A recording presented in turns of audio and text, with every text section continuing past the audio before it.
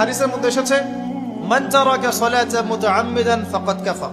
নবী সাল্লাল্লাহু আলাইহি ওয়াসাল্লাম বলেছেন, কোন ব্যক্তি যদি, মুসলিম ব্যক্তি, ইচ্ছাকৃতভাবে তার উপর অর্পিত ফরজ নামাজ ছেড়ে দেয়, সে ব্যক্তি কুফরি করলো। কি করলো? আর মুয়াজ বিন জাবাল রাদিয়াল্লাহু আনহুকে নবীজি বলছেন, মান তারাকা সালাতা মুতাআম্মিদান ফাকাদ বারিআত মিন যিম্মাতিল্লাহ।